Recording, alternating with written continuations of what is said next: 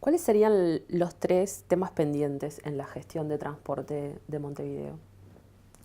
El principal en materia de transporte colectivo, transporte público, es solucionar un problema que tienen casi todos los sistemas de transporte de muchas ciudades del mundo, que es solucionar el problema de la capacidad en horario pico, horario punta, de mayor demanda. Creo que ese es uno de ellos. El otro es solucionar o seguir solucionando, porque creo que se están haciendo esfuerzos importantes, lo que tiene que ver con la velocidad comercial, con la agilidad del sistema de transporte colectivo, que es otro de los atributos, de alguna forma, peor valorados por los usuarios. Esto lo tenemos medido, hemos hecho algunos trabajos de opinión pública recientemente y algunos trabajos también cualitativos que así lo indican y de alguna forma también confirman lo que nosotros pensábamos. Y por otro lado, creo que sigue siendo un gran desafío y una materia pendiente seguir trabajando con los operadores, en este caso con los sindicatos, como lo estamos haciendo, en el sentido de seguir tomando medidas que vayan en el sentido, valga la redundancia, de atemperar o de trabajar para que el precio o la tarifa del precio del boleto, en este caso particularmente, sea el que tiene que ser. Y ahí hay bastante trabajo por hacer. Vayamos a 18 de julio.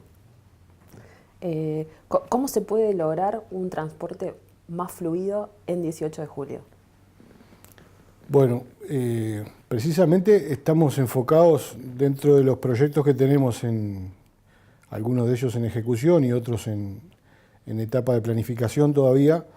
Hay un proyecto para la principal avenida de la ciudad que no tiene solamente que ver con el transporte, con el tránsito, con la movilidad, sino que es un proyecto con una mirada más amplia desde el punto de vista urbano, a partir de que, bueno, al principio de la administración del intendente Martínez vino un urbanista, Jean Gell, reconocido mundialmente, hizo un estudio de la principal avenida y arrojó una serie de conclusiones, sugerencias, recomendaciones que generaron la necesidad justamente de trabajar en un proyecto concreto de reforma. La parte que nos corresponde a nosotros, con respecto a la movilidad, al transporte, al tránsito, creo que ya estamos bastante más cerca de lo que puede llegar a ser un proyecto ejecutivo que tiene que ir también y ser coherente con esa mirada de una avenida mucho más a escala humana o mucho más pensada como un paseo, como un disfrute, como un espacio público. Por lo tanto, nuestra tarea en este proyecto es justamente disminuir no solamente la cantidad de ómnibus, que ya hemos tomado algunas medidas recientemente, hemos retirado de 18 de julio 1 de cada 5 ómnibus que circulaban fuera de los horarios pico, porque ahí está esto vinculado con la primera pregunta, que en el horario pico no podemos reducir la oferta porque justamente tenemos problemas de capacidad, pero se han tomado medidas de racionalización fuera de los horarios pico que nos permiten decir que hoy 1 de cada 5 ómnibus que ingresaba o salía por 18 de julio hoy no lo está haciendo. Nos queda pendiente la definición de qué espacio público le asignamos o queremos que tenga el peatón, que queremos que tenga mayor capacidad y no solamente se trata de, cuando uno puede pensar, de ensanchar las veredas, sino que muchas veces justamente esas veredas están obstruidas por diferentes motivos, desde la venta ambulante hasta el equipamiento urbano, etcétera. Y por otro lado, el otro medio de transporte alternativo que también queremos fomentar y estamos fomentando en la ciudad, que es la bicicleta, ¿no? Como un medio de transporte amigable para la ciudad, para la propia población. Creo que un poco ese es el desafío de esta etapa de llegar a un proyecto ejecutivo y concreto que hemos definido que va a ser por etapas y tenemos que definir cuál va a ser esta primera etapa. ¿Esos serían los ejes? Sí, ¿Los ejes centrales de ese proyecto? Cuando nos ponemos a estudiar en el marco del proyecto 18 de julio qué hacer en la avenida para reducir el volumen de tránsito en general, bueno, la información que hoy tenemos en en Montevideo, producto de la instalación de tecnología, nos permitió generar algunos modelos, hacer modelaciones de qué pasaría en diferentes escenarios, por ejemplo, si retiramos o restringimos la circulación de autos de transporte individual. ¿Y qué opciones manejan? ¿Qué pasaría? Bueno, las opciones fueron, los resultados de esas simulaciones fueron bastante más complejos de lo que la percepción o el olfato indicaba. A nivel de los equipos técnicos que trabajaron en esto, cuando vieron los resultados de las simulaciones, el retiro drástico o total de la circulación de autos por 18 de julio y su impacto en las vías paralelas realmente arrojó conclusiones complicadas. Justamente lo bueno de poder simular una situación es adelantarse al problema y bueno, tratar de tomar decisiones en base a ello. ¿Cuáles serían las complicaciones? Complicaciones de congestión. Los niveles de congestión que se generarían en las vías paralelas, San José, Soriano, Canelones, Colonia, ¿no? Todas las vías paralelas, sobre todo las paralelas, en cualquiera de los escenarios. Un escenario era de Ejido hacia Plaza Independencia, el otro escenario era desde Fernández Crespo hacia Plaza Independencia. Bueno, se complica bastante la situación del centro de la ciudad, precisamente, ¿no? Cuando uno simula, tiene que tomar las peores hipótesis. Entonces tomamos la peor hipótesis, que es justamente el horario pico. En horario pico estaría muy complicado retirar totalmente y de forma de un día para el otro el transporte o el vehículo particular de 18 de julio. ¿Y hay alguna posibilidad está en el escenario la posibilidad de instalar un tren eléctrico elevado, como se hace en algunas otras ciudades? ¿En 18 de julio decís tú? Sí. Bueno, particularmente para 18 de julio no hay ningún proyecto, ninguna idea en ese sentido. Sí se han estudiado y se han descartado. Porque por abajo no. No. Eso es lo que tiene, ¿no? Nosotros, nuestro sistema de transporte y nuestra movilidad en general, a veces perdemos de vista un poco y la ciudadanía en general no lo tiene por qué tener en cuenta. Pero una de las características de nuestra ciudad y de nuestro sistema de transporte público es la escala. Tenemos una escala chica, pequeña. Entonces, estos modelos de metro, por ejemplo, o modelos de tranvías, o modelos que implican una gran inversión, sobre todo desde el punto de vista de la infraestructura, tienen algunos requerimientos que son, por ejemplo, cantidad de pasajeros por hora y por sentido. Para que tuviera justificación un proyecto de un subterráneo, por ejemplo, un metro bajo la superficie, que tiene un costo muy abultado para cualquier ciudad, pero tenemos que trasladarla a la nuestra, necesitaríamos tener un corredor de transporte que tuviera 20.000 pasajeros por hora y por sentido. Allí se empieza a justificar una inversión de esta magnitud para una ciudad. Y en nosotros el corredor que tiene más flujo de pasajeros en el transporte público es Avenida 8 de Octubre y tiene 5.000 pasajeros por hora y por sentido. O sea, las ventajas que tiene tener una escala pequeña o no ser una mega ciudad, también tiene su contracara, que es esto, ¿no? Muchas veces la pequeña escala o la economía más pequeña también genera que no haya posibilidades de soñar demasiado con grandes proyectos de infraestructura urbana. Todos sabemos que en la década de los 90 Montevideo explotó hacia afuera, o sea, mucha gente se fue a vivir a la periferia, se creó una ciudad de la nada que no fue planificada, como la ciudad de la costa, que hoy sigue teniendo todavía esos problemas de falta de planificación, por lo tanto la gente se fue a vivir y después llegó la ciudad y sigue llegando con calles, con problemas de las pluviales, problemas de saneamiento. Bueno, esa falta de planificación o esa falta de regulación que en algún momento existió y permitió que mucha gente, pongo solo el ejemplo de Ciudad de la Costa, pero en realidad es todo el anillo del área metropolitana de Montevideo. Se vació el centro y se abrió. Exacto, y eso también es ineficiente para cualquier ciudad, para cualquier país, porque lo lógico es densificar los espacios urbanos y cuanto más gente vive en menos superficie, las ciudades se hacen no solamente más económicas, sino son mucho más eficientes, ¿verdad? Bueno, esa falta de planificación o ese en aquel momento apogeo de lo que era el libre mercado y el hacer la tuya, en algún caso creo que queda muy claramente establecido, llevó a que pasaran estas cosas, y por eso te decía, volviendo a lo que te venía contando, Avenida Italia ha tenido varios proyectos.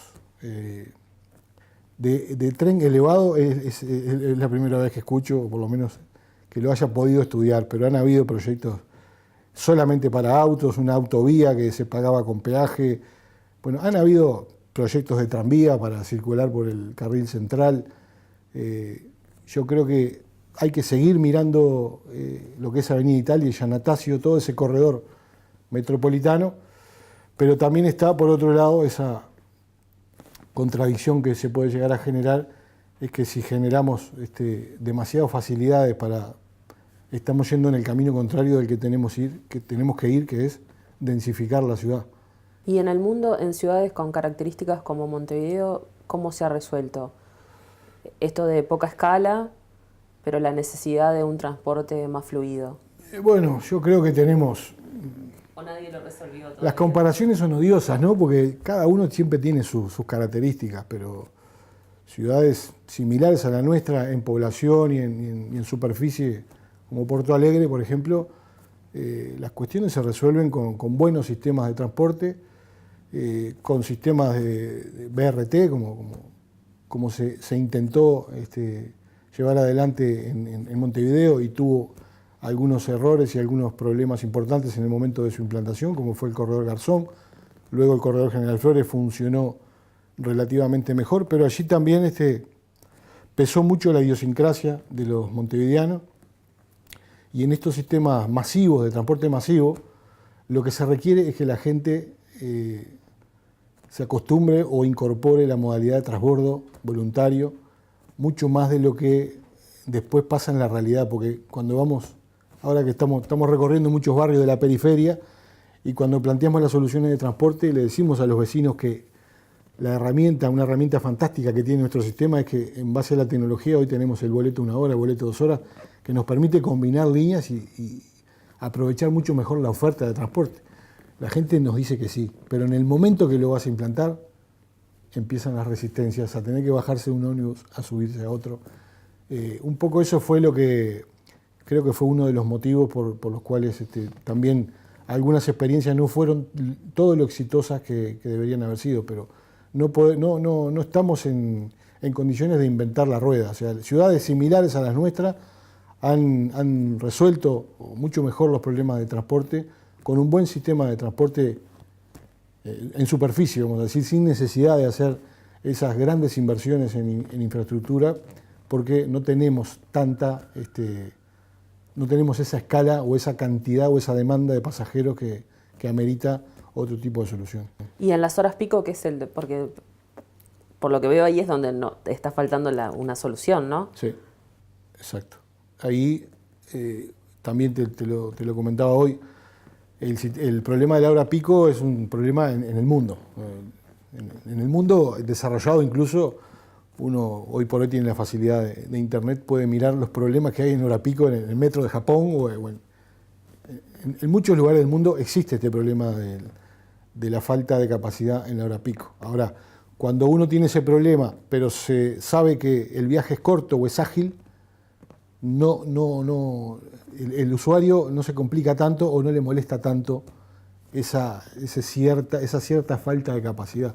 Ahora, si tenemos un sistema lento y el usuario, además de eso, viaja incómodo o viaja apretado o con falta de capacidad, sin duda que yo creo que hoy es el principal desafío que tenemos que resolver, y a su vez tenemos un sistema de transporte público colectivo que viene en su 5º año de caída en la venta de boletos. Eso también genera la necesidad de tener mucho cuidado con cada una de las medidas que tomamos. Venimos de la caída, de la quiebra de una empresa como Rencop, por lo tanto tenemos que ser, yo tomo el ejemplo, creo que es el presidente del Banco Central, Mario Vergara, que habla de los malabaristas chinos que tienen que hacer girar todos los platos a la vez, ¿verdad? Bueno, esto en el transporte pasa un poco eso. Tenemos que ir tomando medidas y teniendo cuidado con esos equilibrios, porque las empresas y los operadores del transporte también están en una situación compleja, ¿no? Estábamos en 18, bajamos un poco, Canelones, vayamos hasta la Rambla. ¿Qué se puede hacer en la Rambla para que de alguna manera armonice el espacio de paseo, de recreación, con un lugar que claramente también es una vía de entrada y salida a la ciudad? Y si vamos a los manuales, a la teoría, después viene la vida real, ¿no? Pero si vamos a los... Me gusta más la vida real. Sí, por eso. Pero muchas veces la opinología que hay, sobre todo en redes sociales, se basa en los manuales y se olvida de la vida real.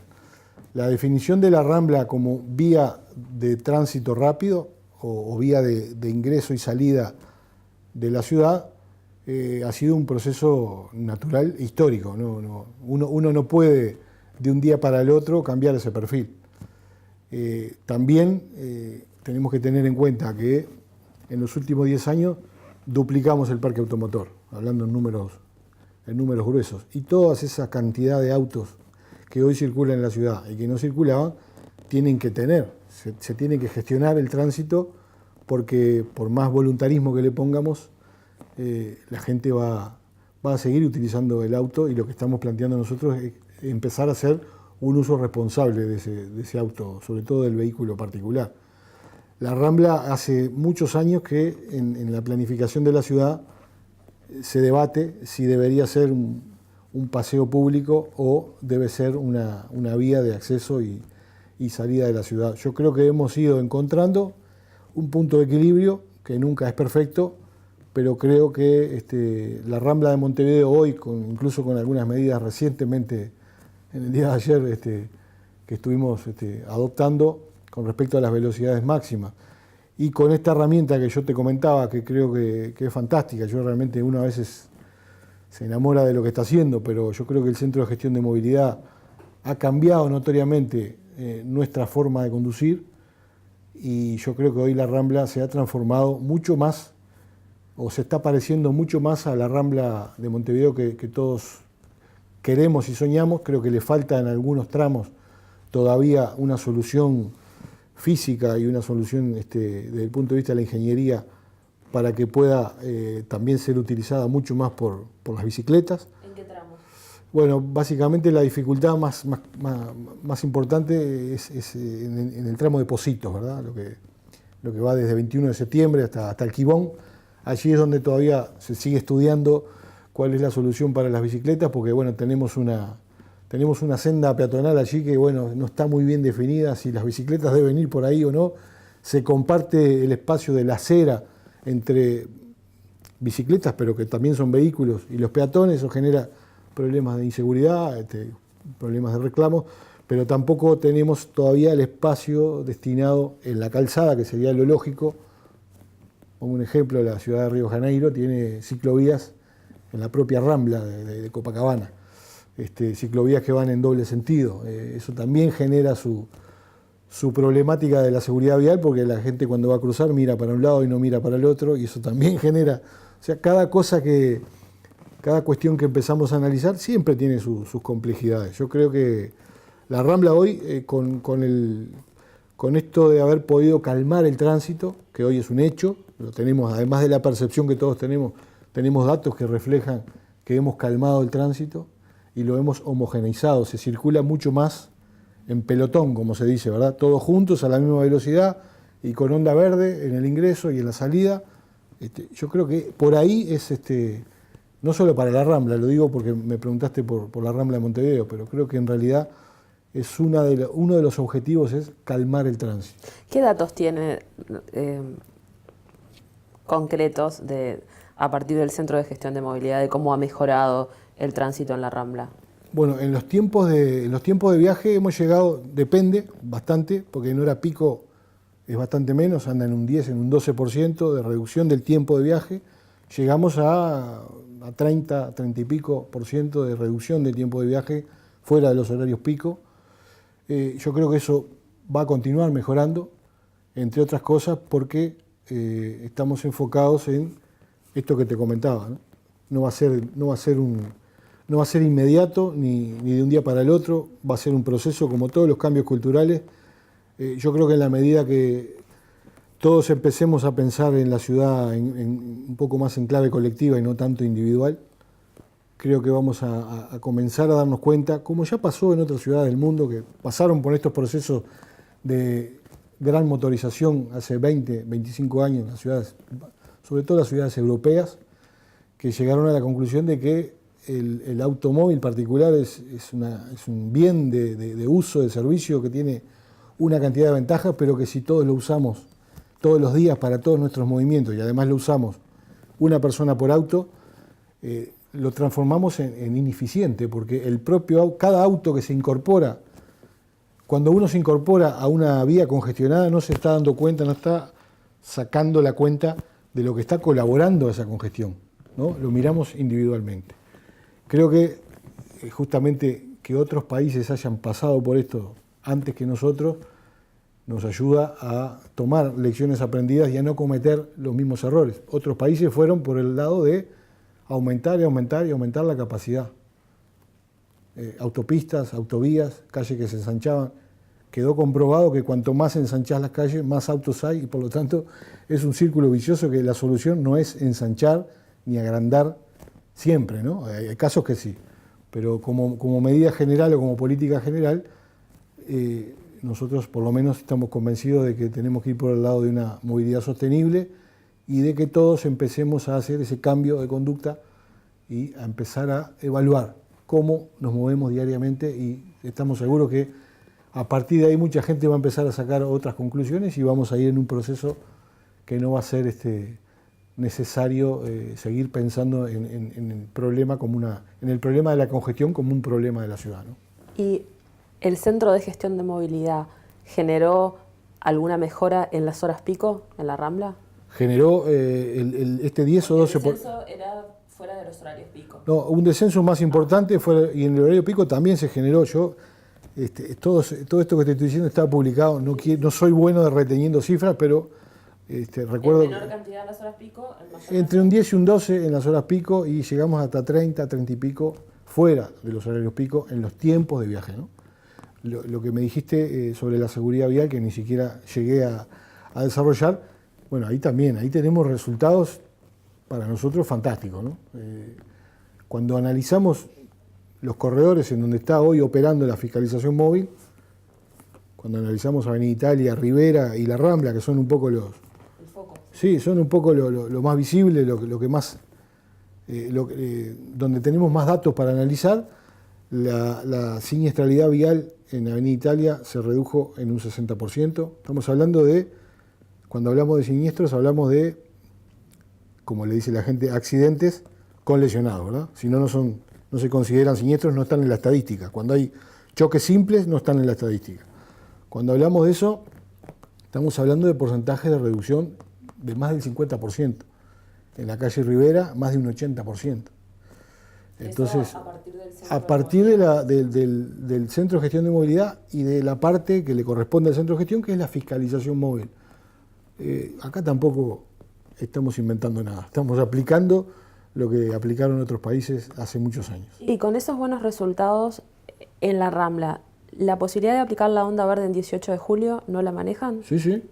Todo el centro de la ciudad, el Centro de Gestión de Movilidad tuvo su fase 1, que ya se completó, que es lo que todos conocemos. Boulevard Artigas, Avenida Italia, Rambla, una parte de 8 de octubre, una parte de General Flores, Rivera y La Rambla. Esos son donde hoy está instalado. La fase 2, que ya está en ejecución, también con el Banco Interamericano de Desarrollo. Esto fue un préstamo del Banco Interamericano de Desarrollo. Ya está colocada el equipamiento en Agraciada, en Carlos Menem Ramírez, Avenida Garzón, y va a abarcar todo el centro de la ciudad, no solo 18 de julio. Todo el centro de la ciudad, todos los semáforos del centro de la ciudad van a quedar sincronizados desde nuestro control central, con una salvedad y una aclaración. Cuando uno pretende coordinar los semáforos para generar la onda verde, ¿verdad? Que los semáforos estén sincronizados, pero cuando uno lo hace en una vía, es mucho más fácil. Si es de doble sentido, es complejo porque, bueno, le tengo que dar prioridad al ingreso o a la salida. Pero cuando uno lo hace en una malla, en una red de calles, como es el centro, en donde hay semáforos en casi todas las esquinas, ahí se complejiza más. Esa onda verde no se logra tan fácil, porque de ahí tengo que tomar decisiones. Sería como un tejido verde. Claro, si priorizo Colonia, no puedo priorizar Yaguarón, para poner un ejemplo. O priorizo Yaguarón o priorizo Colonia. Y cuando priorizo Colonia, penalizo de alguna forma Yaguarón. Entonces, la onda verde no es automática ni por arte de magia. Lleva toda una cantidad de datos que se alimentan a un sistema informático y se generan modelos de acuerdo a los días y a las horas. Un modelo para el lunes de mañana, otro modelo para el sábado de mañana, otro modelo para el sábado de tarde. Se va trabajando, pero se mejora sustancialmente lo que es justamente esa sincronización que durante décadas soñamos con tenerla y lo podíamos hacer tímidamente. Me acuerdo cuando hacíamos los operativos retorno, cuando los domingos viene todo el mundo del este. Bueno, la onda verde que generábamos era poner a un inspector en cada esquina con un control manual, ¿verdad? Coordinando con un handy para poder lograr la onda verde. Hoy eso es una realidad en donde está el equipamiento y va a ser una realidad, va a quedar de 600 y pocos semáforos que tiene la ciudad, vamos a quedar con unos 450 sincronizados, interconectados desde un control central. ¿Eso para cuándo estaría funcionando? Bueno, venimos, como te decía, se viene instalando, la parte más compleja va a ser el centro, la que va a llevar más tiempo, porque son muchos los semáforos que hay que coordinar, pero la idea es que en 12, 14 meses, quitándole 2, que ya empezó, en 10, 12 meses ya va a quedar instalado el centro de gestión.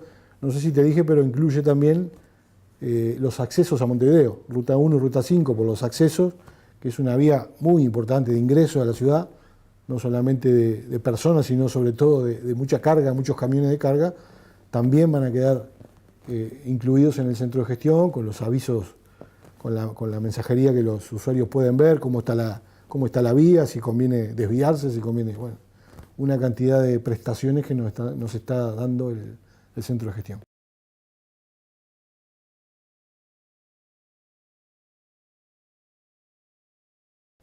¿Tienen pensada alguna medida para garantizar la seguridad de los vehículos que no son 0 kilómetros? Sí. No pensaba, está resuelta en la normativa, que es la inspección técnica vehicular. Ahí tenemos un problema a resolver, que históricamente lo que pasó fue que Montevideo, como en otros temas, también fue adelantado, ¿no?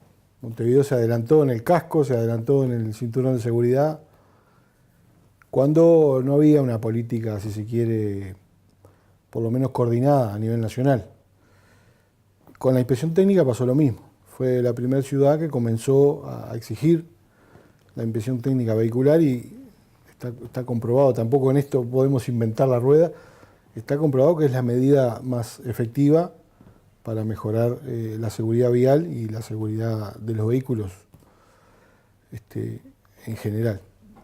Creo que esa disparidad o esa falta de coordinación que aún persiste a nivel de todo el país también conspira contra la efectividad de la medida, porque no es muy justo que solamente se exija en una ciudad, cuando en realidad hay una ley nacional que la establece a nivel nacional, para todo el territorio nacional. Creo que ahí tenemos una cantidad de avances que se han venido dando de la mano de lo que hoy todos conocemos como el SUSIBE, que fue el acuerdo marco a nivel nacional para terminar con otro de los problemas que llevaba décadas en Uruguay, que era la famosa guerra de la patente. Por suerte eso hoy no está más sobre la mesa, y a partir de ese trabajo mancomunado entre los 19 intendentes e intendentas, se ha venido generando una coordinación mayor. Hoy tenemos, con mucho todavía para mejorar, pero hoy tenemos un permiso único nacional de conducir. Estamos hablando en serio de que hayan los mismos requisitos a nivel nacional para obtener un permiso de conducir, algo tan importante como eso. Bueno, yo creo que es un desafío que está todavía allí, que lo tenemos que retomar, lograr que la inspección técnica vehicular, así como se hacen las rutas para los vehículos de carga y de transporte de pasajeros, y se hace en Montevideo hoy en forma muy despareja y casi voluntaria, bueno, que sea una exigencia a nivel nacional para todos los vehículos de más de 5 años. Creemos que esto va a haber un antes y un después. El día que se pueda aplicar esto a nivel nacional va a haber un cambio significativo y además incluyendo las motos, ¿no? Que hoy las motos no pasan por ningún control de este tipo. ¿Y por qué no se aplica a nivel nacional o no se aplica en Montevideo de una manera que no sea voluntaria? Y bueno, yo creo que lo que hay que lograr es eso, es un acuerdo político para que todos los departamentos lo comiencen a exigir y a controlar. En esto también la evidencia práctica y concreta demuestra claramente que al principio hay que controlar y hay que aplicar algunas multas, pero después se transforman en hábitos. Justamente las normativas y los controles de esas normativas lo que buscan es cambiar hábitos, cambiar conductas. Pasó con la luz encendida, con la luz diurna, que hoy por hoy todo el mundo la utiliza y yo creo que no se aplica ni una multa por no encender las luces en el día, ¿no? Bueno, la incorporamos como incorporamos el cinturón de seguridad y van quedando materias pendientes como la inspección técnica vehicular. Creo que el uso del chaleco en los motociclistas pasa algo similar, se utiliza, pero se utiliza casi voluntariamente. Entonces el día que empiecen los controles y la fiscalización y efectivamente se tome esto a nivel nacional, con esos controles y esa fiscalización a nivel nacional, y que todos seamos iguales ante la ley, yo creo que esto se va a transformar también en otro hábito, en una buena práctica de seguridad. ¿Y hay algún incentivo, algo como para que eso se pueda llegar a concretar en un tiempo relativamente corto? Lo que pasa es que depende de muchos. Cuando las decisiones dependen de muchos, es casi imposible o sería demasiado voluntarista decirte cuándo va a pasar. El Congreso de Intendentes es un ámbito de coordinación, hoy tiene rango constitucional, pero es un ámbito de coordinación en donde las decisiones se toman por consenso. Parece, a veces cuando uno lo menciona, sorprende, pero las decisiones del Congreso de Intendentes son por consenso. No se vota 8 contra 7. O sea, todo lo que se resuelve en el Congreso de Intendentes es porque se negoció mucho antes y se lograron los consensos, los acuerdos. La patente se logró de esta manera, con la intervención y con el fuerte liderazgo político de un gobierno nacional. Pero en esto yo creo que va a pasar lo mismo. Se va efectivamente a aplicar la inspección técnica vehicular cuando los 19 jefes departamentales estén de acuerdo en que tiene que ser así. ¿Usted legislaría para renovar la flota de vehículos? Bueno, ahí yo creo que nos estaríamos metiendo en ámbitos que no son por lo menos los que en este momento tenemos el privilegio de estar cumpliendo. Que conceptualmente, no le digo que vote en el Parlamento. No, sí, no, pero por eso. Pero, ahí ¿le parece que tendría que haber una normativa que apunte a controlar la flota? A controlar la antigüedad de la flota. Sí, exacto. La flota particular. Si me preguntás mi opinión, te diría que no estamos ante esa necesidad, no le vería yo cuáles podrían ser los beneficios, porque creo que además el mercado solo, actuando solo, y en las actuales reglas de mercado, creo que se ha generado, no tengo números para decirlo, seguramente acá los debe tener mucho mejor estudiados que yo, pero tengo la casi seguridad de que se ha generado una renovación prácticamente voluntaria y automática del parque automotor en nuestro país, y a su vez creo que con la salvedad que hablábamos recién de la inspección técnica vehicular, creo que la flota o los vehículos que van quedando producto de la sustitución de los nuevos vehículos que ingresan al mercado, si circulan en condiciones de seguridad, creo que estamos en una situación del mercado que no ameritaría innovar en ese sentido. No, y con los coches viejos de 40, 50 años, no.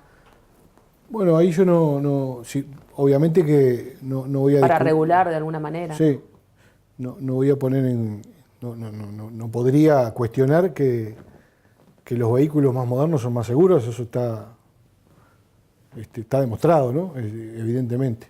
Pero también creo que hay toda una situación social que hay que contemplar y que yo lo veo como una cuestión positiva. Muchos, sobre todo trabajadores de la clase media hacia abajo, para decirlo de alguna forma, han podido hoy acceder a su auto, a su vehículo particular, y esto también fue algo que estuvo muy postergado durante décadas. Durante décadas el automóvil era prácticamente un bien de lujo para ciertos niveles de la sociedad. Y creo que desde el punto de vista social está bueno que haya un mercado automotor al que puedan acceder personas que no podrían acceder si capaz que si tomáramos algún tipo de medida de ese tipo, ¿no? Sí, tiene la contraparte de la falta de controles de seguridad, ¿no? Bueno, por eso digo, por eso lo decía. Tiene que haber control de seguridad y debe haber una inspección técnica vehicular para que esos vehículos circulen en condiciones de seguridad para sí mismos y sobre todo para lo que puede llegar a generar. No voy a decir nada nuevo, tenemos situaciones muy complicadas desde ese punto de vista y creo que es un debe o es una materia pendiente mejorar en ese sentido y ni que hablar de lo que es el mercado de las motocicletas. En algunos países se pone una vida útil del automóvil. ¿Usted estaría de acuerdo con eso? No, por eso digo, yo no iría por ese lado en Uruguay y con nuestra realidad y con nuestra idiosincrasia. Sí fuimos, lo digo con propiedad porque participé desde otro organismo en el que estaba anteriormente del Estado, fuimos muy entusiastas y muy firmes a la hora de defender que se mantuviera, como se mantiene hoy por ley, la prohibición de importación de vehículos usados, que ahí sí pensamos que eso sí realmente iba a distorsionar en forma importante el mercado automotor y lo que en ese momento nos interesaba a nosotros, que era la seguridad. Hablando de importaciones, ¿ve posible que haya la posibilidad de reducir los impuestos a la compra de los vehículos? De vuelta, estoy en un terreno que no es mi especialidad y no me gustaría pecar de atrevimiento. En mi opinión como ciudadano, sí, no, obviamente que trabajo en esto hace unos cuantos años y obviamente no es para evadir la pregunta, pero lo que quiero decir es que ahí ya se mezcla un poco la cosa con las ideas o la filosofía que uno comparte o no comparte. Y yo soy de los que pienso que, sabiendo que hay mucha gente que va a discrepar con este pensamiento, soy de los que pienso que estamos en un punto a nivel en general de lo que son los impuestos en nuestro país. Creo que estamos en una situación equilibrada, justa. Creo que hoy estamos en un punto de equilibrio que no veo razones para reducir los impuestos a la importación de vehículos, porque además de eso creo que justamente el crecimiento del parque automotor de alguna forma tiene que ser controlado y regulado. Y la vía impositiva seguramente, reitero, no soy un especialista en estos temas, pero entiendo que puede ser una vía importante para esa regulación o para ese punto de equilibrio. Hace muy poco, recientemente, presentaron un ómnibus eléctrico. Un híbrido, en este caso. Es un híbrido. El más reciente fue un híbrido. ¿El más reciente es un híbrido? Sí. Es un híbrido de la empresa Coet, cooperativa Coet, marca Yutong, no sé si se puede decir, capaz que no. Pero es un ómnibus híbrido que va a ser probado, así como viene siendo probado un ómnibus eléctrico a batería. En este caso, la gente de Coet tiene este desafío de probar esa unidad para ver si logra algunos objetivos. ¿Y tienen pensado estimular de alguna manera que se utilicen más autos eléctricos, no solo en un ómnibus, sino vehículos particulares? Sí, hemos estado en una línea de estímulo en el transporte público porque es donde los números o la ecuación económica, por razones obvias, es mucho más sencilla de entender, ¿no? Cuanto más kilómetros recorre un vehículo por su función, en este caso taxis y ómnibus, es menor el tiempo de hacerse de la inversión o de pagar esa inversión con consumo de combustible que no se realiza. Por eso nos hemos enfocado en el trabajo en la flota de taxímetros. Hoy tenemos 24 taxis circulando en la ciudad a batería, o sea, eléctricos puros. Ya estamos adjudicando 24 más. Esto se hizo de forma escalonada, porque se hizo una licitación, se presentaron 6 y a medida que van llegando van siendo incorporados. Y la meta que tenemos con otra medida de estímulo que va para el lado de que el que actualmente tiene un taxi, esto que te decía son permisos nuevos, ¿tá? Chapas nuevas para taxis nuevos. A su vez, a los que hoy tienen un taxi convencional, le estamos haciendo un incentivo junto con el Ministerio de Industria y Energía y junto con la UTE, un incentivo económico concreto para que tomen la decisión de renovar la actual unidad convencional a un vehículo eléctrico. Y además de eso, el Gobierno Nacional ya lo ha anunciado, ya va un proyecto de decreto al Parlamento para generar un fideicomiso como una herramienta de financiación para 100 ómnibus eléctricos, no solamente para Montevideo, sino que es para todas las empresas de transporte de pasajeros. Y bueno, ahí creemos que Montevideo viene trabajando fuerte y creemos que las empresas de transporte urbano van a ser gran parte de esos 100 ómnibus seguramente, y estamos trabajando para que sean incorporados al sistema de transporte colectivo de Montevideo. Eso en cuanto al transporte público, por llamarlo de alguna manera. Después, con respecto a los vehículos particulares, individuales, lo que se ha logrado, que ahora tenemos que ver un poco cómo lo ajustamos, porque tal como fue resuelto, quedó solamente resuelto para el año 2018 y la intención era dar un poquito más de certeza a un periodo más largo, porque para tomar la decisión con un año solo es complicado que alguien se sienta tentado a cambiar su vehículo por un vehículo eléctrico. Tiene que ver con la exoneración de patente, ¿no? Esto sí fue con el Congreso Intendente, como te comentaba hoy, fue un acuerdo. Ahí hubo consenso y yo creo que un poquito ahí quedó para ajustar un poco la resolución, pero bueno, el incentivo es la exoneración total durante 4 años de todos los vehículos eléctricos que se incorporen al parque. ¿Y usted tiene ganas de cambiarse hacia el transporte eléctrico? No, personalmente estoy en una decisión familiar de lo que te decía hoy. Vivo bastante lejos del centro y bueno, justamente se alinearon los astros por una cuestión familiar de que estamos viniendo con mi familia a vivir bastante más cerca de donde desarrollamos nuestras actividades, por lo tanto... A repoblar la ciudad. Exacto, a densificarla, ¿no? A ponerle mayor cantidad de gente a donde están los servicios y el movimiento. Voy a extrañar un poco porque me gusta también la vida un poco más silvestre, pero bueno, son decisiones familiares que en realidad lo que me están haciendo es a cuestionarme para qué voy a querer el auto que tengo. Pero bueno, son cuestiones más bien personales, ¿no? Hace poco, es una medida reciente, establecieron 200 cuadras más de tarifado. ¿Cuál es el objetivo de esa medida? No es uno, son varios objetivos. Uno de ellos es la propia circulación del tránsito en sí misma, ¿no? Hay unos estudios por ahí que dicen que el 30% del tránsito que anda en la zona céntrica de la Ciudad Vieja, el 30% de ese tránsito está buscando un lugar para estacionar. No encuentra lugar para estacionar. Esto quiere decir que hay necesidad o hay una menor oferta a la demanda.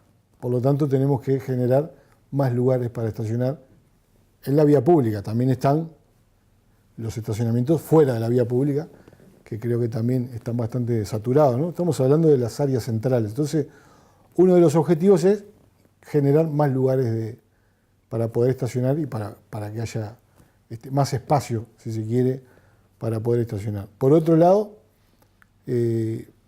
otro de los objetivos es desestimular el uso del vehículo particular para venir al centro de la ciudad, y esto va también atado a otra medida complementaria con esta, que es que la recaudación del estacionamiento en la zona que se amplió, o que se va a ampliar a partir del 3 de septiembre, va a ir directamente, no va a haber ningún tipo de intermediario, va a ir directamente dividida entre la cantidad de boletos que utiliza la gente que utiliza frecuentemente el transporte, que son aquellas personas que utilizan 40 o más boletos por mes, quiere decir que utilizan por lo menos para ir y venir de su trabajo, de su lugar de estudio, como forma diaria de movilidad o de transporte, el transporte colectivo.